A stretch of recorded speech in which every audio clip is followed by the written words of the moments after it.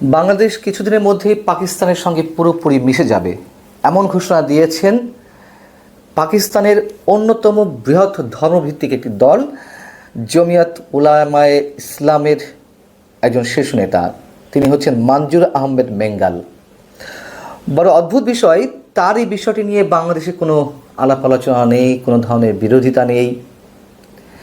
মঞ্জুর আহমেদ মেঙ্গাল তিনি যে বক্তব্যটি দিয়েছেন তা হুবহু এরকম: বাংলাদেশ আপনাদের অপেক্ষায় আছেন। কাদের অপেক্ষায়? তিনি পাকিস্তানে বসে একটি সমাবেশে বক্তব্য দিচ্ছেন, পাকিস্তানিদের উদ্দেশ্যে বলছেন বাংলাদেশ আপনাদের অপেক্ষায় আছে। ওটা পূর্ব পাকিস্তান ছিল, পরে বাংলাদেশ হয়েছে, কিন্তু ওটা আর পাকিস্তান থাকবে না, মানে পূর্ব পাকিস্তান থাকবে না, ওটা পুরোপুরি বাংলাদেশের সঙ্গে মিশে যাবে। बांग्लादेश आपके इंतजार में है, इंशाल्लाह मशरिकी पाकिस्तान नहीं रहेगा, एक पाकिस्तान होगा। এই মঞ্জুর আহমেদ মেঙ্গাল তিনি গত জানুয়ারি মাস দেড়েক আগে তিনি বাংলাদেশ সফর করে গেছেন। বাংলাদেশের সিলেট সহ বিভিন্ন অঞ্চলে তিনি বয়ান দিয়েছেন। বাংলাদেশের বিভিন্ন রাজনৈতিক দলের নেতারা, ধর্মভিত্তিক রাজনৈতিক দলের নেতারা তার সঙ্গে সাক্ষাৎ করেছেন। বিষয়টি হচ্ছে যে পাকিস্তানের সঙ্গে বাংলাদেশের অন্তরঙ্গ সম্পর্ক, কোনো সমস্যা নেই। এই গ্লোবালাইজেশনের যুগে প্রত্যেক রাষ্ট্রের সঙ্গে সম্পর্ক রাখতে হবে, আপত্তি নেই। কিন্তু পাশাপাশি আমরা যেমন ভারতের বিভিন্ন উস্কানিমূলক বক্তব্যে বা তাদের নানান ধরনের বিতর্কিত কর্মকাণ্ডে আমরা বিরোধিতা করছি, আমরা ভারতের আগ্রাসন কোনোভাবেই মানতে পারি না, ঠিক একইভাবে পাকিস্তানের ক্ষেত্রেও তো আমাদের একই ধরনের আচরণ হওয়ার কথা। যাই হোক, সে বিষয়ে পরে আসছি। আমি কয়েকটি ঘটনা পরপর তুলে ধরি। গত কয়েকদিন আগে পাকিস্তানের উপপ্রধানমন্ত্রী এবং পররাষ্ট্রমন্ত্রী মোহাম্মদ ইসহাক দার তিনি কি বললেন? বাংলাদেশ আমাদের হারিয়ে যাওয়া ভাই। আবার জামায়াতে ইসলামের একজন নেতা কদিন আগে তিনি মন্তব্য করলেন পাকিস্তান ভাঙা হয়েছিল ভারতের ষড়যন্ত্রের কারণে। অর্থাৎ বাংলাদেশ স্বাধীন হয়নি, পাকিস্তানকে দু টুকরো করা হয়েছিল ভারতের ষড়যন্ত্রের মাধ্যমে। আবার যখন গত 5 ফেব্রুয়ারি ধানমন্ডিতে বঙ্গবন্ধুর যে 32 নম্বরের বাড়ি, ঐতিহাসিক স্থাপনাটি বুলডোজারের সঙ্গে গুড়িয়ে দেওয়া হলো, তখন ডিফেন্স পাকিস্তান নামে একটি এক্স হ্যান্ডেলের অ্যাকাউন্ট থেকে যে পোস্টটি করা হয়েছিল, নিশ্চয়ই আপনারা অনেকেই জানেন যে সেখানে বঙ্গবন্ধুকে বিশ্বাসঘাতক হিসেবে উল্লেখ করা হয়েছিল। খুবই স্বাভাবিক, বিশ্বাসঘাতক তো হওয়ারই কথা। যদি জামাত ইসলামের একজন নেতা বাংলাদেশে বসে বলেন যে ভারতের ষড়যন্ত্রে পাকিস্তান ভাঙা হয়েছিল, সেই পাকিস্তান ভাঙার ষড়যন্ত্রকারী হিসেবে, অন্যতম ষড়যন্ত্রকারী হিসেবে বিশ্বাসঘাতক তো বঙ্গবন্ধু শেখ মুজিবুর রহমানকে বলাই যায়। তো ডিফেন্স পাকিস্তান যে এক্স হ্যান্ডেলে তাদের পোস্ট দিয়েছিল, নিশ্চয়ই তারা মিথ্যে কিছু বলেনি, তাই না? এই হিসেবে এলে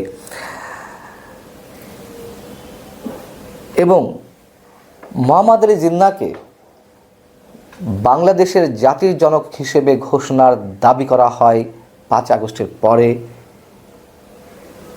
এই বাংলাদেশে বসে জাতীয় প্রেস ক্লাবে, সেটি নিয়েও কারো মুখে কোনো টু শব্দটি নেই।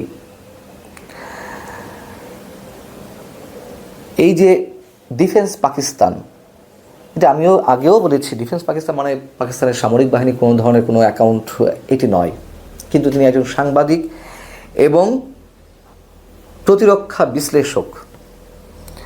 তিনি প্রতিরক্ষা, ভূরাজনীতি এবং বৈশ্বিক নানান সংকট এবং বিশেষ করে আফগানিস্তান বিষয়ে তিনি তার মতামত ব্যক্ত করেন, বিশ্লেষণ করেন।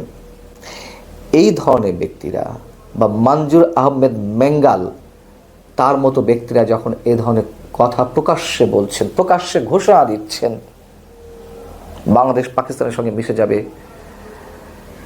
আরও অনেক কিছু, সেইখানে আমাদের এখান থেকে তেমন কোনো প্রতিবাদ ওঠে না। আমি আগেই বলেছি, আমরা সবাই কেউ পাকিস্তানি হয়ে গেছি, কেউ ভারতীয় হয়ে গেছি, কেউ রোহিঙ্গা হয়ে গেছি, আমরা কেউ আর বাংলাদেশি নেই। যখন ভারতের প্রতিরক্ষা মন্ত্রী রাজনাথ সিং উচ্চারণ করেন বাংলাদেশকে ইঙ্গিত করে যে ভারতীয় সেনাবাহিনীর উদ্দেশ্যে বলেন সবাইকে প্রস্তুত থাকতে হবে যুদ্ধের জন্য, তখন আমরা আমাদের খুব সাংঘাতিক প্রতিক্রিয়া ব্যক্ত করি। প্রতিক্রিয়া ব্যক্ত করারই কথা। যখন কর্ণাটকের একজন এমপি সংসদ সদস্য তিনি নরেন্দ্র মোদীর উদ্দেশ্যে বলেন যে বাংলাদেশের সংখ্যালঘু নির্যাতন হচ্ছে, ভারতের সেনাদের পাঠানো উচিত বাংলাদেশে, তখন আমরা তার প্রতিক্রিয়া ব্যক্ত করি।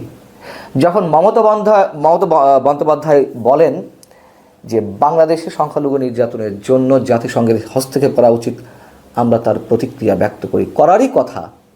কিন্তু যারা একপাক্ষিকভাবে শুধু ভারতের এই বক্তব্যগুলোর বিরোধিতা করছেন কিন্তু পাকিস্তানের ক্ষেত্রে চুপ রয়ে আছেন, তখন সেখানে তো আমাদের নানান ধরনের সন্দেহ হতেই পারে যে সেই গোষ্ঠীটি কারা, কি চায়। বাংলাদেশের যে নতুন রাজনৈতিক দলটির আত্মপ্রকাশ ঘটল শুক্রবার, জাতীয় নাগরিক পার্টি, ছাত্র সমন্বয়কদের একাংশের নেতৃত্বে যে পার্টিটি আত্মপ্রকাশ করলো, সেখানে তারা তাদের ঘোষণাপত্রে বলেছে যে আমরা পাকিস্তানপন্থী কিংবা ভারতপন্থী কোনো রাজনীতিতে বিশ্বাসী নই, আমাদের ভবিষ্যৎ আমরাই নির্মাণ করব। তো বেশ ভালো কথা, তারা তো ভারতের বিরুদ্ধে চরমভাবে প্রতিক্রিয়া সব কিছুতে ব্যক্ত করছে, ভারতের বিরুদ্ধে জিহাদ ঘোষণা করা হচ্ছে, আমরা ওয়েলকাম জানাই, কোনো বিরোধিতা নেই, কোনো দ্বিমত এখানে পোষণ করি না। কিন্তু পাকিস্তানের এই ধরনের উস্কানিমূলক বক্তব্য কিংবা যে ধৃষ্টতা একের পর এক দেখানো হচ্ছে, তাদের বিরুদ্ধে কোনো বক্তব্য নেই কেন? এবং যখন ভারত এই ধরনের কোনো মন্তব্য করে, তখন অন্তর্বর্তী সরকারের প্রধান হিসেবে প্রধান উপদেষ্টা ডক্টর মোহাম্মদ ইউনূস নানান ধরনের প্রতিক্রিয়া ব্যক্ত করছেন, আমাদের সরকারের পররাষ্ট্র দপ্তর থেকে নানান ধরনের প্রতিক্রিয়া ব্যক্ত করা হচ্ছে। তাহলে পাকিস্তানের বিশেষ বিশেষ নেতাদের, মঞ্জুর আহমেদ বেঙ্গাল কোনো ঠুনকো কোনো ব্যক্তি নন, তিনি বেলুচিস্তানের তত্ত্বাবধায়ক সরকারের মুখ্যমন্ত্রী ছিলেন, দেওবন্দে ইসলামী পণ্ডিত হিসেবে তাকে উল্লেখ করা হয়, এবং আগেই বলেছি তিনি বাংলাদেশ সফর করে গেছেন, এর আগে হয়তো এসেছেন আমি জানি না, গত জানুয়ারি মাসে তিনি বাংলাদেশ সফর করে গেছেন।